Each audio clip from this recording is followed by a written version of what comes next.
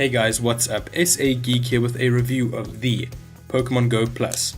Just a heads up, this is a pretty in-depth review, so get those comfy chairs ready.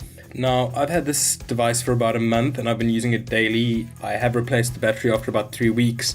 With proper use, your sessions will last about 90 to 120 minutes before having to reconnect the device. Also, as this is a Bluetooth device, it has to remain near your phone. It has to either be on your wrist with your phone in your pocket or your phone in a bag near you. I think it is a 10 meter line of sight range, but this may vary, so as soon as you get out of range it's going to disconnect and you're going to have to reconnect. It does not reconnect automatically. With using this device, it will flash lights depending on what is nearby or what is available to interact with. Vibrate and blue light means there's a PokeStop nearby. Vibrate and green light means there's a Pokemon nearby that you have already registered in your Pokedex. Vibrate and yellow light means it's a Pokemon that you have not registered yet, so don't click it. Once there is a notification and you click it, one of two things will happen. Either the device will vibrate 3 times, flashing all colors, meaning that your action was successful, i.e. you caught the Pokemon or you spun the PokeStop successfully, or it will vibrate with 3 red pulses, showing you that you are either not successful in catching the Pokemon, or the PokeStop's out of range, or you're going too fast for it. When the device disconnects, it'll give you one solid red vibrate, and then you have to actually go in the app and reconnect it by clicking the button and clicking the reconnect icon on your phone. You'll see at the moment it's flashing blue and not vibrating. That means it is not connected to my phone. As soon as I click on my phone as well, it'll vibrate and pair. Firstly, I do want to point out, while this is very well made, it is Nintendo made, it has the Nintendo branding on the box and everything, I am clumsy and I have made contact with the wall once or twice, so it has been scuffed. You can see a closer picture there. But after about a week or so, I came to realize that this is a wearable device. I will be wearing it a lot. I am clumsy. It's gonna get damaged with me. I don't want to use a belt clip. I will lose it in 10 minutes. It's a lot easier just to touch it up with a little bit of paint. It looks fine. Secondly, I want to address the comments regarding low catch rates. Once you understand how the catch mechanics work, you will understand why the catch rates are what they are. Nick from Trainer Tips has an excellent video discussing this in depth. The link is in the description below, but a broad overview will be on your screen now. I used Poke Assistant's catch chance calculator for this. The link for that is in the description below as well. The Pokemon GO Plus will, at current, only throw normal, non-curve, non-berry, non-bonus Pokeballs.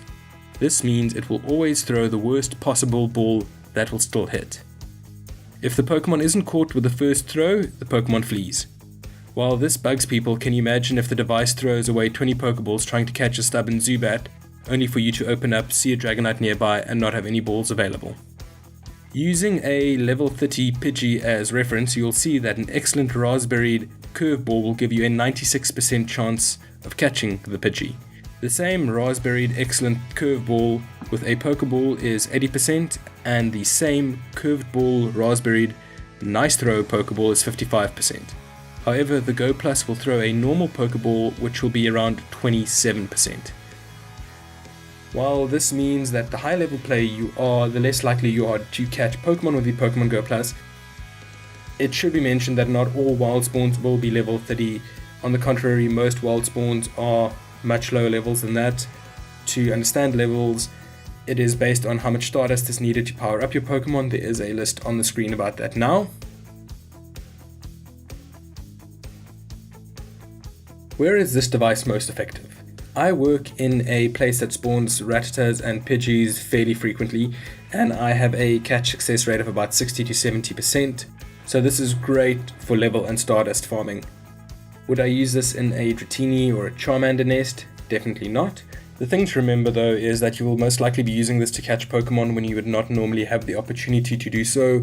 So that is when you are cycling, jogging, in meetings, stuff like that, when you can't actually take your phone out and look at it. A lot of people use this to notify them when Pokemon are nearby and then take out their phone to see what spawns. This does get very tedious though, and after about 20 minutes of doing that, I just gave up and trusted the Pokemon GO Plus. Besides catching Pokemon, the GO Plus is great for hitting PokeStops. Now, while the speed cap that was introduced recently has kind of nerfed it, it is still very, very good. I've managed to hit around 100 PokeStops in Stellenbosch in about 30 minutes, riding shotgun and driving slowly, but carefully of course. Stay safe. With this feature, you should also note that the Go Plus will always go for Pokemon over PokeStops. So if you want to use this device for PokeStops only, you need to turn off the alert Pokemon feature in settings, as seen on screen now. Finally, and probably the best feature of the device, buddy and egg distances will keep tracking without keeping your phone open. This is great for your screen and battery's life, and not to mention it will reduce your phone's chance of overheating, so that means you'll only be hatching eggs and not cooking them on your phone. Overall, who is this for? I wouldn't say this is for a casual player, they would not find this too useful. This is definitely for the serious trainers. If you're under level 30, this is a great way to pitch your farm and level up. However, you should be aware that this thing will eat through Pokeballs, especially if you're in a frequent spawn area. I've seen mine burn through about 100 Pokeballs in 10 hours, so it can get very, very heavy on your Pokeballs. You'll want a lot of bag space to use this. What can they do to improve it?